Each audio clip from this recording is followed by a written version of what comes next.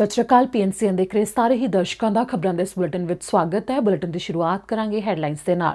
Canada ਵਾਸੀ ਜੋ ਕੋਵਿਡ-19 ਦਾ ਟੀਕਾ ਲਗਵਾਉਣ ਲਈ ਅਮਰੀਕਾ ਜਾਣ ਦਾ ਬਣਾ ਰਹੇ ਨੇ ਪਲਾਨ, ਉਹਨਾਂ ਦੇ ਲਈ ਅਮਰੀਕੀ ਬਾਰਡਰ ਅਧਿਕਾਰੀਆਂ ਦੇ ਵੱਲੋਂ ਜਾਣਕਾਰੀ। ਇੰਟਰਨੈਸ਼ਨਲ ਸਟੂਡੈਂਟਸ ਦੀਆਂ ਫਾਈਲਾਂ ਦੀ ਪ੍ਰਕਿਰਿਆ ਦੇ ਬਾਰੇ ਭਾਰਤ ਵਿੱਚ ਕੈਨੇਡਾ ਹਾਈ ਕਮਿਸ਼ਨ ਨੇ ਦੱਸਿਆ ਤੇ ਨਾਲ ਹੀ ਵੀਜ਼ਾ ਐਪਲੀਕੇਸ਼ਨ ਸੈਂਟਰ ਬੰਦ ਹੋਣ ਸੰਬੰਧੀ ਜਾਣਕਾਰੀ। ਕੈਨੇਡਾ ਵਿੱਚ ਪ੍ਰਦਰਸ਼ਨਾਂ ਦੌਰਾਨ ਜੂਇਸ਼ ਭਾਈਚਾਰੇ ਤੇ ਹੋਈਆਂ ਨਸਲੀ ਟਿੱਪਣੀਆਂ ਤਾਂ ਪ੍ਰਧਾਨ ਮੰਤਰੀ ਟਰੂਡੋ ਨੂੰ ਆਇਆ ਗੁੱਸਾ, ਦੱਸਾਂਗੇ ਕੀ ਕੁਝ ਕਿਹਾ। ਐਲਬਰਟਾ ਵਿੱਚ ਵਸਨੀਕਾਂ ਨੂੰ ਮੁੜ ਨੌਕਰੀਆਂ ਦਿਵਾਉਣ ਦੇ ਲਈ ਰਣਨੀਤੀ, ਦੱਸਾਂਗੇ ਸਰਕਾਰ ਨੇ ਕੀ ਕੀਤਾ ਜੋ ਵੱਡਾ ਐਲਾਨ। ਵੈਨਕੂਵਰ ਵਿੱਚ ਨਿਰਮਾਣ ਵਾਲੀਆਂ ਥਾਵਾਂ ਤੇ ਸਮਾਨ ਹੋ ਰਿਹਾ ਚੋਰੀ, ਪੁਲਿਸ ਨੇ ਦਿੱਤੀ ਜਾਣਕਾਰੀ। ਸਰੀ RCMP ਨੇ ਮੰਗਿਆ ਸਹਿਯੋਗ, ਇੱਕ ਗੈਂਗਸਟਰ ਦੀ ਤਸਵੀਰ ਜਾਰੀ ਕੀਤੀ ਤੇ ਸਾਵਧਾਨ ਰਹਿਣ ਦੇ ਲਈ ਕਿਹਾ। ਇਸ ਨਾਲ ਹੀ ਬੁਲੇਟਿਨ ਦੀ ਸ਼ੁਰੂਆਤ ਕਰਦੇ ਹਾਂ। ਜਿਵੇਂ ਕਿ ਤੁਹਾਨੂੰ ਜਾਣਕਾਰੀ ਦਿੱਤੀ ਸੀ ਕਿ ਜੋ ਕੈਨੇਡਾ ਦੇ ਵਿੱਚ ਸਿਹਤ ਅਧਿਕਾਰੀਆਂ ਨੇ ਪੁਸ਼ਟੀ ਕੀਤੀ ਹੈ ਕਿ ਕੈਨੇਡਾ ਵਾਸੀ ਜਿਹੜੇ ਅਮਰੀਕਾ ਦੇ ਵਿੱਚ ਟੀਕਾ ਲਗਵਾਉਣ ਜਾਂਦੇ ਨੇ ਉਸ ਦੇ ਵਾਸਤੇ ਕੁਝ ਸ਼ਰਤਾਂ ਨੇ ਤੇ ਉਸ ਤੋਂ ਬਾਅਦ ਜਦੋਂ ਉਹ ਟੀਕਾ ਲਗਵਾ ਕੇ ਕੈਨੇਡਾ ਵਿੱਚ ਵਾਪਸ ਆਉਣਗੇ ਤਾਂ ਉਹਨਾਂ ਨੂੰ ਕੁਆਰੰਟਾਈਨ ਕਰਨ ਦੀ ਲੋੜ ਨਹੀਂ। ਪਰ ਹੁਣ ਇਸ ਦੇ ਬਾਰੇ ਅਮਰੀਕਾ ਦੇ ਬਾਰਡਰ ਅਧਿਕਾਰੀਆਂ ਨੇ ਇਹ ਕਹਿ ਦਿੱਤਾ ਹੈ ਕਿ ਬੇਸ਼ੱਕ ਡਾਕਟਰ ਦੇ ਵੱਲੋਂ ਨੋਟ ਵੀ ਲਿਖਿਆ ਹੋਇਆ ਹੋਵੇ, ਜੇਕਰ ਕੈਨੇਡਾ ਵਾਸੀ ਸਿਰਫ ਟੀਕਾ ਲਗਵਾਉਣ ਦੇ ਵਾਸਤੇ ਅਮਰੀਕਾ ਦੇ ਵਿੱਚ ਆਉਂਦੇ ਨੇ ਤਾਂ ਇਹ ਜੋ ਜ਼ਰੂਰੀ ਟਰੈਵਲ ਦੇ ਵਿੱਚ ਨਹੀਂ ਆਉਂਦਾ, ਜਿਸ ਕਰਕੇ ਉਹਨਾਂ ਨੂੰ ਅਮਰੀਕਾ ਦੇ ਵਿੱਚ ਐਂਟਰੀ ਦੇਣ ਤੋਂ ਇਨਕਾਰ ਕੀਤਾ ਜਾ ਸਕਦਾ ਹੈ। ਇਸ ਦੇ ਬਾਰੇ ਬਾਰਡਰ ਅਧਿਕਾਰੀਆਂ ਨੇ ਜੋ ਅਮਰੀਕਾ ਦੇ ਨੇ ਉਹਨਾਂ ਨੇ ਇਹ ਜਾਣਕਾਰੀ ਦਿੱਤੀ ਹੈ, ਕਿਉਂਕਿ ਗੈਰ ਜ਼ਰੂਰੀ ਟਰੈਵਲ ਇਸ ਸਮੇਂ ਕੈਨੇਡਾ ਤੇ ਅਮਰੀਕਾ ਦੇ ਦਰਮਿਆਨ ਬੰਦ ਹੈ ਤੇ ਜ਼ਰੂਰੀ ਟਰੈਵਲ ਦੇ ਵਿੱਚ ਜਿਹੜੀਆਂ ਵੀ ਗੱਲਾਂ ਆਉਂਦੀਆਂ ਨੇ ਕਿ ਕਿਹਨਾਂ ਨੂੰ ਟਰੈਵਲ ਕਰਨ ਦਿੱਤਾ ਜਾਵੇ ਤੇ ਕਿਹਨਾਂ ਨੂੰ ਨਹੀਂ, ਉਸ ਸੂਚੀ ਦੇ ਵਿੱਚ ਇਹ ਸ਼ਾਮਲ ਨਹੀਂ ਹੈ ਕਿ ਜੇਕਰ ਕੈਨੇਡਾ ਵਾਸੀ ਅਮਰੀਕਾ ਦੇ ਵਿੱਚ ਟੀਕਾ ਲਗਵਾਉਣ ਦੇ ਵਾਸਤੇ ਦਾਖਲ ਹੁੰਦੇ ਨੇ ਤਾਂ ਉਹਨਾਂ ਨੂੰ ਇਜਾਜ਼ਤ ਮਿਲੇ, ਜਿਸ ਕਰਕੇ ਬਾਰਡਰ ਅਧਿਕਾਰੀਆਂ ਨੇ ਕਿਹਾ ਕਿ ਅਜਿਹੇ ਵਿੱਚ ਉਹਨਾਂ ਦੀ ਐਂਟਰੀ ਦੇ ਵਾਸਤੇ ਰੋਕਿਆ ਜਾ ਸਕਦਾ ਹੈ। ਇਸ ਨਾਲ ਅਗਲੀ ਖਬਰ ਹੈ ਕਿ ਭਾਰਤ ਵਿੱਚ ਕੈਨੇਡਾ ਹਾਈ ਕਮਿਸ਼ਨ ਨੇ ਜੋ ਜਾਣਕਾਰੀ ਦਿੱਤੀ ਹੈ। ਸਭ ਤੋਂ ਪਹਿਲਾਂ ਉਹਨਾਂ ਨੇ ਦੱਸਿਆ ਕਿ ਇੰਟਰਨੈਸ਼ਨਲ ਸਟੂਡੈਂਟ ਨੇ ਜੋ 15 ਮਈ ਤੋਂ ਪਹਿਲਾਂ ਉਹਨਾਂ ਨੇ ਆਪਣੇ ਫਾਲ ਸਮੈਸਟਰ ਦੇ ਵਾਸਤੇ 2021 ਦੇ ਜੋ ਫਾਈਲਾਂ ਲਾਈਆਂ ਨੇ ਤਾਂ ਉਹਨਾਂ ਦੀ ਪ੍ਰਕਿਰਿਆ ਦੇ ਬਾਰੇ ਦੱਸਿਆ ਉਹਨਾਂ ਨੇ ਤੇ ਨਾਲ ਹੀ ਇਹ ਦੱਸਿਆ ਕਿ ਵੀਜ਼ਾ ਐਪਲੀਕੇਸ਼ਨ ਸੈਂਟਰ ਨੇ ਜੋ ਉਹ ਕੋਵਿਡ-19 ਦੇ ਕਰਕੇ ਪਏ ਪ੍ਰਭਾਵ ਤੋਂ ਬਾਅਦ ਫਿਲਹਾਲ ਬੰਦ ਰਹਿਣਗੇ। ਜਿਵੇਂ ਕਿ ਇਮੀਗ੍ਰੇਸ਼ਨ ਵਿਭਾਗ ਦੇ ਵੱਲੋਂ ਜਾਣਕਾਰੀ ਦਿੱਤੀ ਗਈ ਹੈ ਕਿ ਇੰਟਰਨੈਸ਼ਨਲ ਸਟੂਡੈਂਟ ਜਿਨ੍ਹਾਂ ਨੇ ਬਾਹਰਲੇ ਮੁਲਕਾਂ ਤੋਂ ਵੀ ਆਪਣੇ ਸਟੱਡੀ ਪਰਮਿਟ ਅਪਲਾਈ ਕੀਤੇ ਹੋਏ ਨੇ, ਜੇਕਰ ਉਹਨਾਂ ਨੇ ਫਾਲ 2021 ਦੇ ਸਮੈਸਟਰ ਦੇ ਵਾਸਤੇ ਮਈ 15 ਤੋਂ ਪਹਿਲਾਂ ਅਪਲਾਈ ਕੀਤਾ ਹੈ ਤਾਂ ਉਹਨਾਂ ਦੀਆਂ ਫਾਈਲਾਂ ਦੀ ਪ੍ਰਕਿਰਿਆ ਅਗਸਤ 6 ਤੱਕ ਪੂਰੀ ਹੋ ਜਾਵੇਗੀ। ਪਰ ਜਿਨ੍ਹਾਂ ਨੇ ਅਧੂਰੀਆਂ ਅਰਜ਼ੀਆਂ ਲਾਈਆਂ ਨੇ, ਯਾਨੀ ਕਿ ਉਹਨਾਂ ਦੇ ਕੋਈ ਕਾਗਜ਼ ਹਜੇ ਅਧੂਰੇ ਨੇ ਜਿਹੜੇ ਕਿ ਉਹਨਾਂ ਨੇ ਆਪਣੀ ਅਰਜ਼ੀ ਦੇ ਵਿੱਚ ਨਾਲ ਨਹੀਂ ਲਾਏ, ਉਹਨਾਂ ਦੇ ਮਾਮਲਿਆਂ ਦੇ ਵਿੱਚ ਹੋ ਸਕਦਾ ਹੈ ਕਿ ਅਗਸਤ 6 ਤੱਕ ਉਹਨਾਂ ਦੀ ਪ੍ਰਕਿਰਿਆ ਪੂਰੀ ਨਾ ਹੋਵੇ। ਤਾਂ ਇਸ ਦੌਰਾਨ ਇਮੀਗ੍ਰੇਸ਼ਨ ਵਿਭਾਗ ਦਾ ਕਹਿਣਾ ਹੈ ਕਿ ਸਟੱਡੀ ਪਰਮਿਟ ਦੀਆਂ ਅਰਜ਼ੀਆਂ ਨੂੰ ਉਹ ਪਹਿਲ ਦੇ ਆਧਾਰ ਦੇ ਉੱਤੇ ਦੇਖ ਰਹੇ ਨੇ ਤਾਂ ਕਿ ਜਿਹੜੇ ਇੰਟਰਨੈਸ਼ਨਲ ਸਟੂਡੈਂਟ ਨੇ ਉਹ ਆਪਣੀ ਪੜ੍ਹਾਈ ਫਾਲ ਦੇ ਸਮੈਸਟਰ ਤੱਕ ਉਸੇ ਤਰ੍ਹਾਂ ਸ਼ੁਰੂ ਕਰ ਸਕਣ ਜਿਸ ਤਰ੍ਹਾਂ ਅੱਗੇ ਚੱਲਦੀ ਹੈ ਤੇ ਉਸ ਦੇ ਵਿੱਚ ਉਹਨਾਂ ਨੂੰ ਦਿੱਕਤ ਦਾ ਸਾਹਮਣਾ ਨਾ ਕਰਨਾ ਪਵੇ,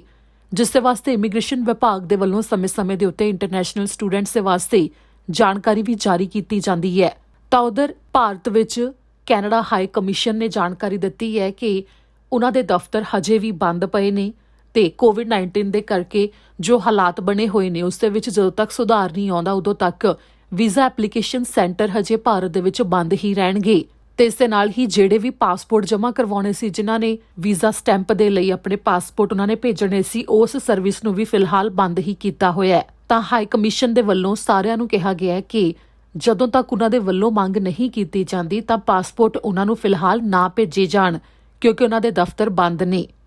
ਜਿਵੇਂ ਕਿ ਕੈਨੇਡਾ ਹਾਈ ਕਮਿਸ਼ਨ ਨੇ ਇਹ ਜਾਣਕਾਰੀ ਦਿੱਤੀ ਹੈ ਤਾਂ ਉਸ ਦੇ ਵਿੱਚ ਜਿਵੇਂ ਕਿ ਪਹਿਲਾਂ ਤੋਂ ਉਹਨਾਂ ਨੇ ਦੱਸਿਆ ਹੋਇਆ ਕਿ ਵੀਜ਼ਾ ਐਪਲੀਕੇਸ਼ਨ ਸੈਂਟਰ ਬੰਦ ਨੇ ਤੇ ਬੰਦ ਹੀ ਰਹਿਣਗੇ ਜਦੋਂ ਤੱਕ ਕੋਵਿਡ-19 ਦੇ ਮਾਮਲਿਆਂ ਦੇ ਉੱਤੇ ਠੱਲ ਨਹੀਂ ਪੈ ਜਾਂਦੀ ਤੇ ਇਸ ਉੱਤੇ ਅੱਗੇ ਫੈਸਲਾ ਨਹੀਂ ਆ ਜਾਂਦਾ। ਪਰ ਜ਼ਿਆਦਾਤਰ ਲੋਕਾਂ ਨੂੰ ਇਸ ਦੇ ਬਾਰੇ ਜਾਣਕਾਰੀ ਦੁਬਾਰਾ ਤੋਂ ਇਸ ਕਰਕੇ ਦਿੱਤੀ ਗਈ ਹੈ ਕਿਉਂਕਿ ਇਸ ਮੌਕੇ ਕਈ ਲੋਕਾਂ ਨੂੰ ਫਰਾਡ ਦੇ ਸ਼ਿਕਾਰ ਵੀ ਬਣਾਇਆ ਜਾ ਰਿਹਾ ਹੈ। ਵੀਜ਼ਾ ਐਪਲੀਕੇਸ਼ਨ ਸੈਂਟਰ ਦੇ ਵੱਲੋਂ ਕਿਸੇ ਵੀ ਤਰ੍ਹਾਂ ਦੇ ਪਾਸਪੋਰਟ ਦੀ ਫਿਲਹਾਲ ਮੰਗ ਨਹੀਂ ਕੀਤੀ ਜਾ ਰਹੀ। ਉਹਨਾਂ ਦੀ ਵੈਬਸਾਈਟ ਦੇ ਉੱਤੇ ਦੱਸਿਆ ਜਾਵੇਗਾ ਕਿ ਵੀਜ਼ਾ ਐਪਲੀਕੇਸ਼ਨ ਸੈਂਟਰ ਮੁੜ ਤੋਂ ਕਦੋਂ ਖੁੱਲ੍ਹ ਰਹੇ ਨੇ ਤੇ ਨਾਲ ਹੀ ਸਰਵਿਸ ਕਦੋਂ ਤੋਂ ਖੁੱਲ੍ਹੇਗੀ, ਤਾਂ ਉਦੋਂ ਤੱਕ ਕਿਸੇ ਵੀ ਅਜਿਹੀ ਈਮੇਲ ਜਾਂ ਫੋਨ ਕਾਲ ਤੇ ਯਕੀਨ ਨਾ ਕੀਤਾ ਜਾਵੇ ਜਿਸ ਦੇ ਵਿੱਚ ਤੁਹਾਨੂੰ ਇਹ ਕਿਹਾ ਗਿਆ ਹੋਵੇ ਕਿ ਵੀਜ਼ਾ ਐਪਲੀਕੇਸ਼ਨ ਸੈਂਟਰ ਦੇ ਵੱਲੋਂ ਉਹ ਜਾਣਕਾਰੀ ਦੇਣ ਦੇ ਵਾਸਤੇ ਜਾਂ ਫਿਰ ਤੁਹਾਡੇ ਤੋਂ ਕੋਈ ਡਾਕੂਮੈਂਟ ਲੈਣ ਦੇ ਵਾਸਤੇ ਜੋ ਫੋਨ ਕਰ ਰਹੇ ਨੇ ਜਾਂ ਤੁਹਾਡੇ ਨਾਲ ਸੰਪਰਕ ਕਰ ਰਹੇ ਨੇ। ਇਸ ਨਾਲ ਹੀ ਅਗਲੀ ਖਬਰ ਦੇ ਵੱਲ ਰੁਖ ਕਰਦੇ ਹਾਂ ਜੋ ਇਸ ਸਮੇਂ ਗਾਜ਼ਾ ਦੇ ਵਿੱਚ ਹਮਲੇ ਕੀਤੇ ਗਏ ਇਜ਼ਰਾਈਲ ਦੇ ਵੱਲੋਂ। ਤਾਂ ਉਹਨਾਂ ਹਮਲਿਆਂ ਤੋਂ ਬਾਅਦ ਜੋ ਕੈਨੇਡਾ ਦੇ ਵਿੱਚ ਵੀ ਕਈ ਲੋਕਾਂ ਦੇ ਵੱਲੋਂ ਪ੍ਰਦਰਸ਼ਨ ਵੀ ਕੀਤੇ ਗਏ ਤੇ ਨਾਲ ਹੀ ਸਮਰਥਨ ਦੀ ਕਈ ਦੇਸ਼ਾਂ ਤੋਂ ਮੰਗ ਕੀਤੀ ਜਾ ਰਹੀ ਹੈ ਜੋ ਇਸ ਸਮੇਂ ਲੜਾਈ ਵੀ ਹੋ ਰਹੀ ਹੈ ਉਸ ਨੂੰ ਹਟਾਉਣ ਦੇ ਵਾਸਤੇ। ਤਾਂ ਇਸ ਦੌਰਾਨ ਜੂਇਸ਼ ਭਾਈਚਾਰੇ ਦੇ ਖਿਲਾਫ ਕਈ ਟਿੱਪਣੀਆਂ ਕੀਤੇ ਜਾਣ ਤੇ ਨਸਲੀ ਭੇਦਭਾਵ ਦੇ ਵਰਗੇ ਮਾਮਲੇ ਨੇ ਕੈਨੇਡਾ ਦੇ ਵਿੱਚ ਕਈ ਥਾਵਾਂ ਤੋਂ ਸਾਹਮਣੇ ਆਏ। ਮੌਂਟਰੀਅਲ ਤੋਂ ਇਸ ਸੰਬੰਧੀ ਵੀਡੀਓਜ਼ ਵੀ ਸਾਹਮਣੇ ਆਈਆਂ, ਜਿਸ ਤੋਂ ਬਾਅਦ ਪ੍ਰਧਾਨ ਮੰਤਰੀ ਜਸਟਿਨ ਟਰੂਡੋ ਨੇ ਸਾਫ਼ ਤੌਰ ਦੇ ਉੱਤੇ ਇਸ ਦੇ ਉੱਤੇ ਕਿਹਾ ਕਿ ਅਜਿਹਾ ਵਤੀਰਾ ਕੈਨੇਡਾ ਵਿੱਚ ਬਰਦਾਸ਼ਤ ਨਹੀਂ ਕੀਤਾ ਜਾਵੇਗਾ, ਜਿਸ ਦੇ ਵਿੱਚ ਉਹਨਾਂ ਨੇ ਅਜਿਹੇ ਲੋਕਾਂ ਨੂੰ ਜਿਨ੍ਹਾਂ ਦੇ ਵੱਲੋਂ ਇਹ ਕੀਤਾ ਜਾ ਰਿਹਾ ਹੈ ਕਿ ਨਸਲੀ ਭੇਦਭਾਵ ਜਾਂ ਟਿੱਪਣੀਆਂ ਨੇ ਅਜਿਹੀਆਂ ਕੀਤੀਆਂ ਗਈਆਂ ਨੇ, ਉਸ ਦੇ ਵਾਸਤੇ ਨਿੰਦਾ ਕੀਤੀ ਤੇ ਨਾਲ ਹੀ ਉਹਨਾਂ ਨੇ ਕਿਹਾ ਕਿ ਕੈਨੇਡਾ ਵਿੱਚ ਇਹ ਅਜਿਹਾ ਵਤੀਰਾ ਹੈ ਜੋ ਬਰਦਾਸ਼ਤ ਨਹੀਂ ਕੀਤਾ ਜਾਵੇਗਾ। ਇੱਥੇ ਜ਼ਿਕਰਯੋਗ ਹੈ ਕਿ ਮੌਂਟਰੀਅਲ ਤੋਂ ਜੋ ਇਹ ਮਾਮਲੇ ਸਾਹਮਣੇ ਆਏ ਨੇ ਉਸ ਦੇ ਵਿੱਚ ਕਈਆਂ ਦੇ ਉੱਤੇ ਜੋ ਮਾਮਲੇ ਵੀ ਦਰਜ ਹੋਏ ਨੇ ਤੇ ਗ੍ਰਿਫਤਾਰੀਆਂ ਵੀ ਪੁਲਿਸ ਨੂੰ ਕਰਨੀਆਂ ਪੈ ਗਈਆਂ ਸਨ। ਅਗਲੀ ਖਬਰ ਹੈ ਕਿ ਅਲਬਰਟਾ ਸਰਕਾਰ ਨੇ ਜੋ ਤਾਜ਼ਾ ਐਲਾਨ ਕੀਤਾ ਜਿਸ ਦੇ ਵਿੱਚ ਪ੍ਰੀਮੀਅਰ ਜੇਸਨ ਕੈਨੀ ਦੇ ਵੱਲੋਂ ਜੋ 22,000 ਤੋਂ ਵੱਧ ਨੌਕਰੀਆਂ ਮੁੜ ਤੋਂ ਲਿਆਉਣ ਦੇ ਵਾਸਤੇ ਕਿਸ ਤਰ੍ਹਾਂ ਜੋ ਕੰਮ ਵਾਲੀਆਂ ਥਾਵਾਂ ਦੇ ਉੱਤੇ ਮਦਦ ਦਿੱਤੀ ਜਾਵੇਗੀ ਤੇ ਜੋ ਨਿਵੇਸ਼ ਕੀਤਾ ਜਾ ਰਿਹਾ ਹੈ ਉਸ ਦੇ ਬਾਰੇ ਜਾਣਕਾਰੀ ਦਿੱਤੀ ਗਈ। ਅਲਬਰਟਾ ਸਰਕਾਰ ਨੇ ਨੌਕਰੀਆਂ ਸੰਬੰਧੀ ਨਵਾਂ ਪ੍ਰੋਗਰਾਮ ਐਲਾਨਿਆ ਹੈ, ਜਿਸ ਦੇ ਵਿੱਚ $370 ਮਿਲੀਅਨ ਤੱਕ ਦਾ ਨਿਵੇਸ਼ ਕੀਤਾ ਜਾਵੇਗਾ, ਜਿਸ ਦੇ ਬਾਰੇ ਦੱਸਿਆ ਗਿਆ ਕਿ ਰਣਨੀਤੀ ਬਣਾਈ ਜਾਵੇਗੀ ਕਿ ਕਿਸ ਤਰ੍ਹਾਂ ਹੋਰ ਜ਼ਿਆਦਾ ਨੌਕਰੀਆਂ ਨੇ ਜੋ ਅਲਬਰਟਾ ਦੇ ਵਿੱਚ ਮੁੜ ਤੋਂ ਆ ਸਕਣ। ਜੋ ਕੋਵਿਡ-19 ਦੇ ਕਰਕੇ ਵੀ ਮਾੜਾ ਪ੍ਰਭਾਵ ਪਿਆ, ਵੱਡੀ ਗਿਣਤੀ ਲੋਕਾਂ ਦੀਆਂ ਨੌਕਰੀਆਂ ਚਲੀਆਂ ਗਈਆਂ, ਜਿਸ ਦੇ ਬਾਰੇ ਸਰਕਾਰ ਨੇ ਕਿਹਾ ਕਿ ਉਹਨਾਂ ਦਾ ਟੀਚਾ ਹੈ ਕਿ 22,000 ਤੋਂ ਵੱਧ ਅਲਬਰਟਾ ਵਾਸੀਆਂ ਨੂੰ ਦੁਬਾਰਾ ਕੰਮ ਦੇ ਉੱਤੇ ਲਿਆਂਦਾ ਜਾਵੇਗਾ, ਜੋ ਕਿ ਗ੍ਰਾਂਟਸ ਦਿੱਤੀਆਂ ਜਾਣਗੀਆਂ ਵੱਖੋ-ਵੱਖਰੀਆਂ ਕੰਪਨੀਆਂ ਨੂੰ ਤੇ ਨਾਲ ਹੀ ਸੰਸਥਾਵਾਂ ਨੂੰ, ਤਾਂ ਕਿ ਉਹ ਕਾਮਿਆਂ ਨੂੰ ਕੰਮ ਦੇ ਉੱਤੇ ਰੱਖ ਸਕਣ ਤੇ ਉਹਨਾਂ ਨੂੰ ਵਿੱਤੀ ਪੱਧਰ ਦੇ ਉੱਤੇ ਮਦਦ ਮਿਲ ਸਕੇ। ਇਸ ਦੌਰਾਨ ਅਲਬਰਟਾ ਦੇ ਪ੍ਰੀਮੀਅਰ ਦੇ ਵੱਲੋਂ ਕਿਹਾ ਗਿਆ ਕਿ ਉਹਨਾਂ ਦੇ ਵੱਲੋਂ ਜੋ ਨਿਵੇਸ਼ ਕੀਤਾ ਜਾ ਰਿਹਾ ਹੈ ਉਸ ਦੇ ਵਿੱਚ ਰਣਨੀਤੀ ਇਹ ਬਣਾਈ ਜਾ ਰਹੀ ਹੈ ਕਿ ਲੰਮੇ ਸਮੇਂ ਦੇ ਵਾਸਤੇ ਅਲਬਰਟਾ ਦੇ ਵਿੱਚ ਆਰਥਿਕਤਾ ਨੂੰ ਮੁੜ ਤੋਂ ਕਿਵੇਂ ਲੀਹ ਤੇ ਲਿਆਇਆ ਜਾ ਸਕਦਾ ਹੈ। ਇਸ ਦੌਰਾਨ ਜੋ ਫੰਡ ਦਿੱਤਾ ਜਾਵੇਗਾ ਉਸ ਨੂੰ ਵੱਖੋ ਵੱਖਰੇ ਭਾਗਾਂ ਦੇ ਵਿੱਚ ਵੰਡਿਆ ਜਾਵੇਗਾ ਤੇ ਇਸ ਦੇ ਵਿੱਚ ਫੈਡਰਲ ਸਰਕਾਰ ਦੇ ਵੱਲੋਂ ਵੀ ਹਿੱਸਾ ਪਾਇਆ ਜਾਵੇਗਾ। ਇਸ ਮੌਕੇ ਅਲਬਰਟਾ ਸਰਕਾਰ ਦਾ ਕਹਿਣਾ ਹੈ ਕਿ ਜਿਨ੍ਹਾਂ ਦੇ ਵੱਲੋਂ ਕਾਮਿਆਂ ਨੂੰ ਕੰਮ ਦੇ ਉੱਤੇ ਰੱਖਿਆ ਜਾਵੇਗਾ ਉਹ 25% ਤੱਕ ਕਾਮੇ ਦੀ ਤਨਖਾਹ ਹੈ ਜੋ ਉਹ ਗ੍ਰਾਂਟ ਦੇ ਰਾਹੀਂ ਲੈ ਸਕਦੇ ਨੇ, ਜੋ ਕਿ 52 ਹਫ਼ਤੇ ਦੇ ਵਾਸਤੇ ਕੁਝ ਇਸ ਤਰ੍ਹਾਂ ਮਦਦ ਦਿੱਤੀ ਜਾਵੇਗੀ, ਜਿਸ ਦੇ ਬਾਰੇ ਦੱਸਿਆ ਗਿਆ ਹੈ ਕਿ 25,000 ਪ੍ਰਤੀ ਕਾਮੇ ਦੇ ਵਜੋਂ ਗ੍ਰਾਂਟ ਇਹ ਜੋ ਦਿੱਤੀ ਜਾਵੇਗੀ। ਇਸ ਦੇ ਨਾਲ ਹੀ ਜਿਹੜੇ ਕਿ ਡਿਸੇਬਲ ਕਾਮਿਆਂ ਨੂੰ ਆਪਣੇ ਕੰਮ ਦੇ ਉੱਤੇ ਰੱਖਣਗੇ ਉਹਨਾਂ ਦੇ ਵਾਸਤੇ ਇਹ ਗ੍ਰਾਂਟ ਹੈ ਜੋ 1.5% ਤੱਕ ਜ਼ਿਆਦਾ ਹੋਵੇਗੀ। The Alberta Jobs Now program. Through Jobs Now, the Alberta government, in partnership with the federal government, is investing up to $370 million to help create good jobs, working with employers to hire and train new employees. Alberta's government will spend $185 million, plus $185 million through the federal government's workforce development agreement on this job-creating program. ਅਗਲੀ ਖਬਰ ਹੈ Vancouver ਤੋਂ। Vancouver ਦੇ ਵਿੱਚ ਨਿਰਮਾਣ ਵਾਲੀਆਂ ਥਾਵਾਂ ਤੋਂ ਪੁਲਿਸ ਨੇ ਜਾਣਕਾਰੀ ਦਿੱਤੀ ਹੈ ਕਿ ਇਸ ਸਮੇਂ ਚੋਰੀ ਦੀਆਂ ਬਹੁਤ ਸਾਰੀਆਂ ਘਟਨਾਵਾਂ ਵਾਪਰ ਰਹੀਆਂ ਨੇ, ਜਿੱਥੇ ਕਿ ਨਿਰਮਾਣ ਵਾਲੀਆਂ ਥਾਵਾਂ ਦੇ ਉੱਤੇ ਵਰਤਿਆ ਜਾਣ ਵਾਲਾ ਸਮਾਨ ਹੈ ਜੋ ਉਹ ਚੋਰੀ ਹੋ ਰਿਹਾ ਹੈ। ਵੈਨਕੂਵਰ ਦੇ ਪੱਛਮੀ ਹਿੱਸੇ ਦੇ ਵਿੱਚ ਜਿੱਥੇ ਇਸ ਸਮੇਂ ਨਿਰਮਾਣ ਦਾ ਕੰਮ ਵੀ ਚੱਲ ਰਿਹਾ ਹੈ, ਕਈ $1,000 ਤੱਕ ਦੇ ਸਮਾਨ ਦੇ ਚੋਰੀ ਹੋਣ ਦੀ ਜਾਣਕਾਰੀ ਸਾਹਮਣੇ ਆਈ ਹੈ, ਜਿਸ ਤੋਂ ਬਾਅਦ ਨਿਰਮਾਣ ਦੇ ਕੰਮ ਵਾਲੀਆਂ ਥਾਵਾਂ ਦੇ ਉੱਤੇ ਕਾਮਿਆਂ ਨੂੰ ਤੇ ਨਾਲ ਹੀ ਕੰਪਨੀਆਂ ਨੂੰ ਇਸ ਦੇ ਬਾਰੇ ਜਾਣਕਾਰੀ ਦਿੱਤੀ ਗਈ ਹੈ। ਵੈਨਕੂਵਰ ਪੁਲਿਸ ਦਾ ਇਸ ਦੇ ਬਾਰੇ ਕਹਿਣਾ ਹੈ ਕਿ ਚੋਰੀ ਦੀਆਂ ਜ਼ਿਆਦਾਤਰ ਘਟਨਾਵਾਂ ਕੈਰਿਸਟਲ ਦੇ ਨੇੜੇ ਵਾਪਰੀਆਂ ਨੇ, ਜੋ ਕਿ ਪਿਛਲੇ ਹਫ਼ਤੇ ਵਾਪਰੀਆਂ, ਜਿਸ ਦੇ ਵਿੱਚ ਪਲਾਈਵੁੱਡ ਤੇ ਹੋਰ ਨਿਰਮਾਣ ਦਾ ਕਾਫੀ ਸਮਾਨ ਹੈ ਜੋ ਉਹ ਉਹਨਾਂ ਥਾਵਾਂ ਤੋਂ ਚੋਰੀ ਹੋਇਆ ਹੈ, ਜਿਸ ਦੇ ਬਾਰੇ ਪੁਲਿਸ ਦਾ ਕਹਿਣਾ ਹੈ ਕਿ ਜੋ ਇਸ ਸਮੇਂ ਲੰਬਰ ਦੇ ਰੇਟ ਨੇ ਉਹ ਕਾਫੀ ਜ਼ਿਆਦਾ ਹੋ ਗਏ ਨੇ, ਜਿਸ ਤੋਂ ਬਾਅਦ ਵੀ ਇਹ ਦੇਖਣ ਨੂੰ ਮਿਲ ਰਿਹਾ ਹੈ ਕਿ ਨਿਰਮਾਣ ਵਾਲੀਆਂ ਥਾਵਾਂ ਦੇ ਉੱਤੇ ਚੋਰੀ ਦੇ ਮਾਮਲੇ ਕਾਫੀ ਜ਼ਿਆਦਾ ਸਾਹਮਣੇ ਆ ਰਹੇ ਨੇ ਤੇ ਇਸ ਨੂੰ ਲੈ ਕੇ ਚੇਤਾਵਨੀ ਵੀ ਦਿੱਤੀ ਜਾ ਰਹੀ ਹੈ ਲੋਕਾਂ ਨੂੰ।